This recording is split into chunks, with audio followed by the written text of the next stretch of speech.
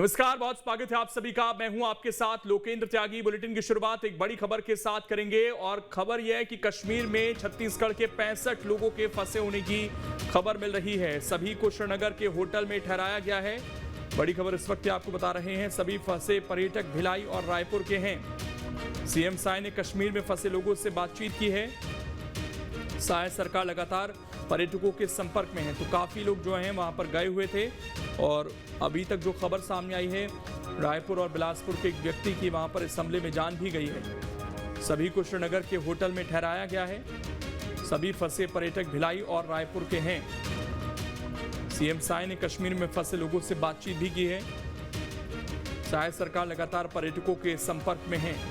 इस वक्त ये बड़ी खबर आपको बता रहे हैं। कश्मीर में छत्तीसगढ़ के 65 लोगों के फंसे होने की खबर है। सभी को श्रीनगर के होटल में ठहराया गया है। सभी फंसे पर्यटक भिलाई और रायपुर के बताए जा रहे हैं। सीएम साय ने कश्मीर में फंसे लोगों से बातचीत की है।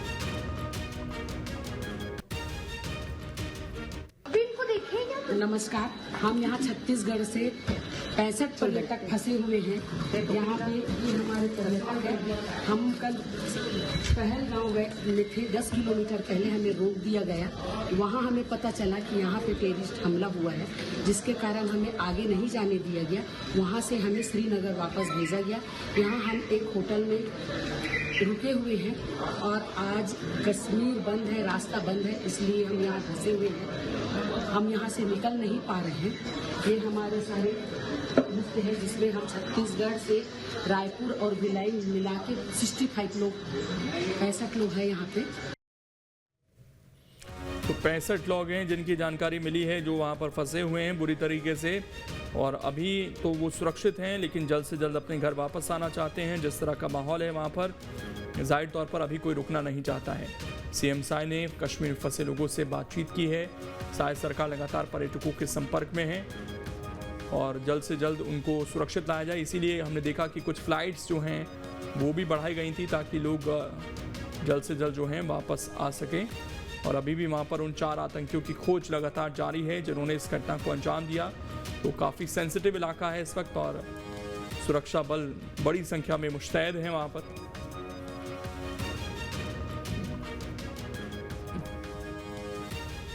हमारे सहयोगी अंकुश इस वक्त जुड़ गए हैं ज़्यादा जानकारी के साथ। अंकुश, बड़ी बात है, 65 लोग वहां फंसे हुए हैं, अभी किस स्थिति में हैं और कब तक उनके वापस आने की उम्मीद है?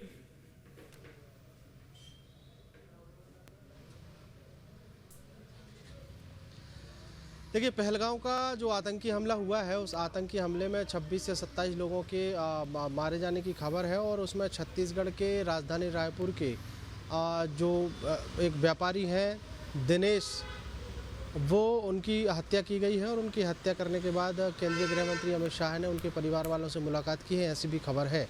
और दिनेश मिरियाम की परिवार से मुलाकात के साथ साथ अगर बात करें तो पूरे छत्तीसगढ़ से करीब 60 से 65 लोग जम्मू कश्मीर की यात्रा कर रहे थे और जम्मू कश्मीर की यात्रा करने के दौरान वे श्रीनगर पहलगांव का उन्होंने पहले से बुकिंग कर रखी थी। होटल्स उनके बुक थे और करीब 50 लोगों की बात करें तो जिसमें छत्तीसगढ़ के वरिष्ठ पत्रकार राम अवतार तिवारी अपने पूरे परिवार के साथ और उनके साथ और भी कुछ रिश्तेदार हैं जो श्रीनगर में फंसे हुए हैं। दरअसल श्रीनगर से उनका पहलगांव जाने का ही कार्यक्रम तय हुआ था और वो पहलगांव के लिए जैसे ही निकले थे, उस दौरान रास्ते में ही उनको रोक दिया गया और जानकारी ये मिली कि पहलगांव में एक आतंकी हमला हुआ है।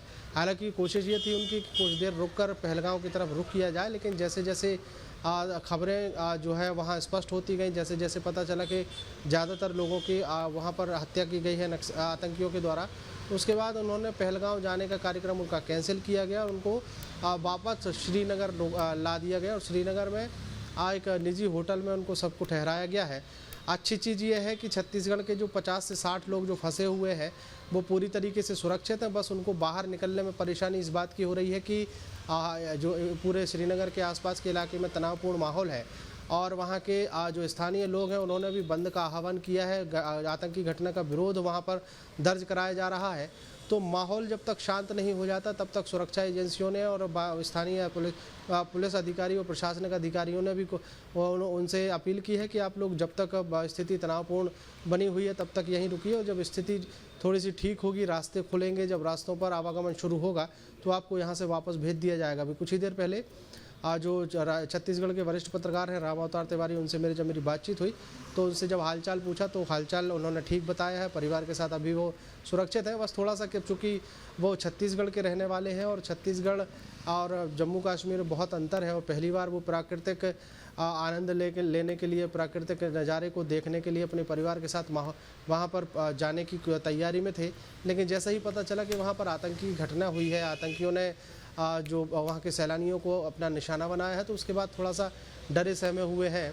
लेकिन स्थानीय प्रशासन, स्थानीय पुलिस के सहयोग से, इंडियन आर्मी के आश्वासन पे उनका थोड़ा सा भरोसा जागा है, और अभी वो अपने आप को एक सुरक्षित मानते हुए होटल में उन्होंने अपने आप को रखा हुआ है। परिवार के लोगों को ढांढस बंधाया है और कोशिश है कि जल्द से जल्द वहाँ से रास्ता खुले तो वो वापस रायपुर लौटें। अच्छा, आपकी जब कुछ बातचीत हुई तो कल का क्या मंजर था, उस बारे में भी कुछ जानकारी दी क्या अंकुश उन्होंने?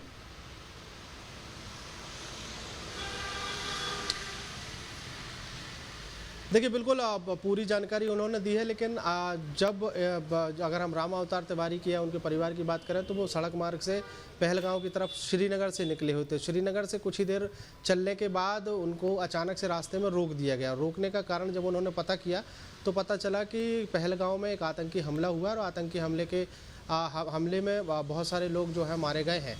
तो उसके बाद फिर उनकी कोशिश थी कि अगर रास्ता खुलेगा तो वो आगे बढ़ेंगे, लेकिन सुरक्षा एजेंसियों के द्वारा वहाँ पर रास्ता बंद कर दिया गया। कोशिश ये थी कि श्रीनगर की तरफ से पहलगांव की तरफ जाने वाले जितने भी लोग हैं या जो सैलानी हैं या जो बाहर के पर्यटक हैं वो वहाँ उस स्थान तक ना पहुँचे, क्योंकि स्थिति एकदम तनावपूर्ण हो चुकी थी।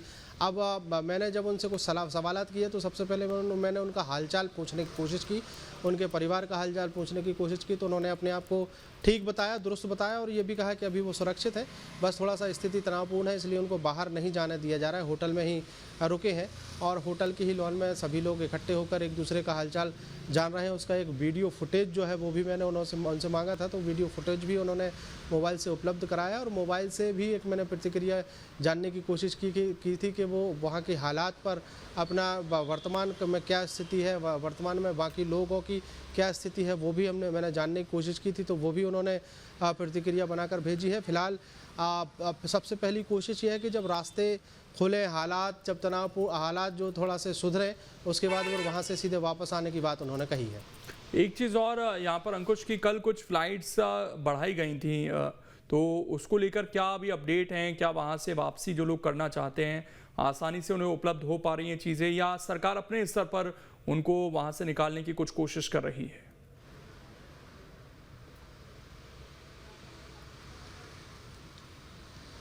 देखिए, सरकारों की अपने स्तर पर वहाँ से निकालने की कोशिश है। अगर हम छत्तीसगढ़ राज्य की बात करें तो अब धीरे धीरे देखिए, एकदम जब आतंकी हमला हुआ था उस दौरान किसी को कोई अंदाज़ा नहीं था कि छत्तीसगढ़ के कितने लोग हैं वहाँ पर, और धीरे जब घटनाक्रम के बाद धीरे धीरे जानकारी इकट्ठी हो रही है तो पता चल रहा है कि छत्तीसगढ़ की राजधानी रायपुर से ही नहीं बल्कि आसपास के ज़िलों की अगर बात करें तो सभी ज़िलों से लोग, ऐसे लोग जो अपने परिवार के साथ वहाँ पर छुट्टियाँ मनाने के लिए या फिर प्राकृतिक सौंदर्यता देखने के लिए वहाँ पर पहले से प्रोग्राम बना रहे थे, और इसी समय उन्होंने अपनी बुकिंग की थी। कुछ लोग फ्लाइट से पहुँचे हुए, कुछ लोग ट्रेन से पहुँचे हुए हैं, और सबकी कोशिश थी कि वो पहलगांव या आसपास के इलाके जो वहाँ के दर्शनीय स्थल हैं जिनको प्रकृति की देखने से खुशी मिलती है, ऐसे लोग वहाँ जाने की कोशिश में थे।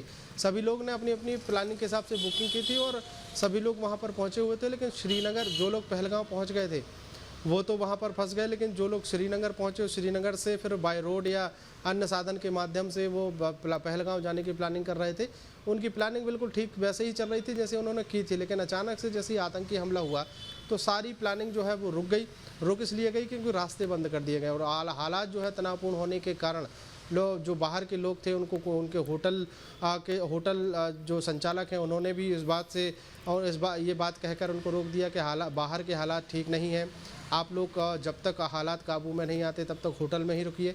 तो होटल संचालकों का सहयोग जो है वो भी लोगों को मिला है। तो उस बात अब चूँकि पहली बार वो अचानक से इस तरीके के घटनाक्रम में फंसे हैं तो स्वाभाविक है डर सबको लगता है, दहशत का माहौल रहा है कल, लेकिन अभी थोड़ा सा हालात धीरे धीरे, जब से इंडियन आर्मी से उनकी बातचीत हुई है, प्रशासनिक अधिकारियों ने संपर्क साधने की कोशिश की है, तो थोड़ा सा उनका डर कम हुआ है।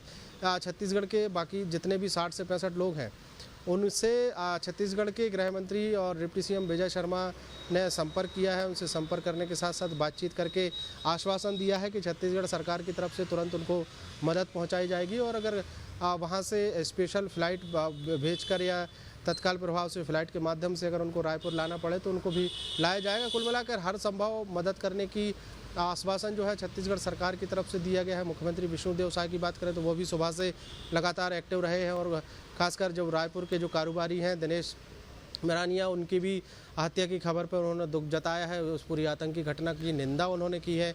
आज छत्तीसगढ़ सरकार के कैबिनेट मंत्री टंकराम वर्मा वो भी दिनेश मरानिया के घर पहुंचे हुए थे।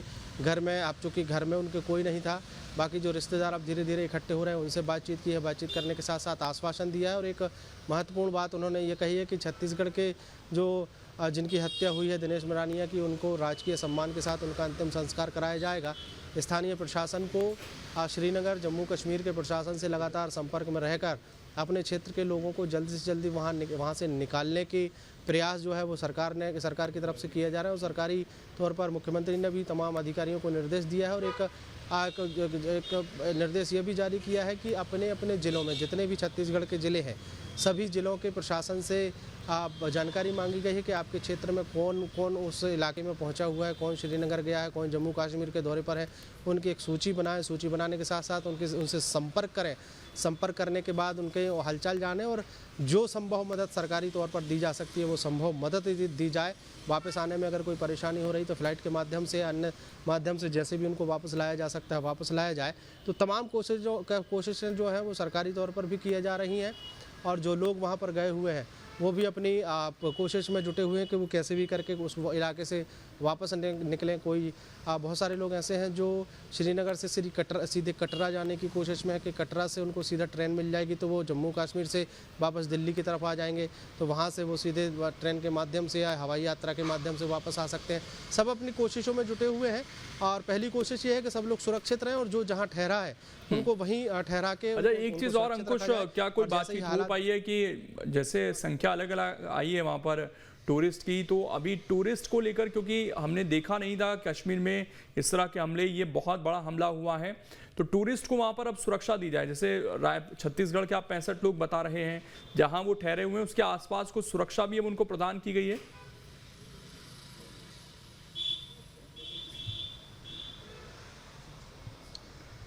देखिए, बिल्कुल निश्चित तौर पर जिस तरीके से अभी हमारी वरिष्ठ पत्रकार रामावतार तिवारी से बातचीत हुई थी, तो तिवारी जी से बातचीत के दौरान उन्होंने अपने कुशलक्षेम बताया, और उसके बाद उन्होंने कहा है कि उनसे गृह मंत्री विजय शर्मा के ऑफिस से भी उनसे संपर्क किया गया है, और उनसे कोशिश की गई है कि वहाँ आसपास का जो इंडियन आर्मी के कैंप हैं या फिर बाकी जो सुरक्षा के जवान हैं उनको भी सूचित किया गया है कि उस इलाके में छत्तीसगढ़ के लोग रुके हुए हैं, उनको सुरक्षा दी जाए।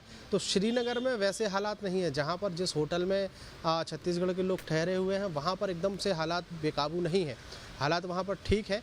होटल के भीतर वो अपने आप को सुरक्षित महसूस कर रहे हैं, लेकिन अब वो कोशिश उनकी यह है कि वो जल्द से जल्द वहाँ से निकलें और निकलकर वापस अपने घर आ जाएं। चूँकि अब जैसे आपने जिक्र किया कि बहुत लंबे समय बाद इस तरीके की आतंकी घटना, बिल्कुल पूरा देश हिल गया इस हमले के बाद से, और सभी लोग सुरक्षित वापस आ जाएं, ये उम्मीद हम सभी कर रहे हैं। बहुत बहुत शुक्रिया अंकुश, आप जुड़े और जानकारी दी आपने।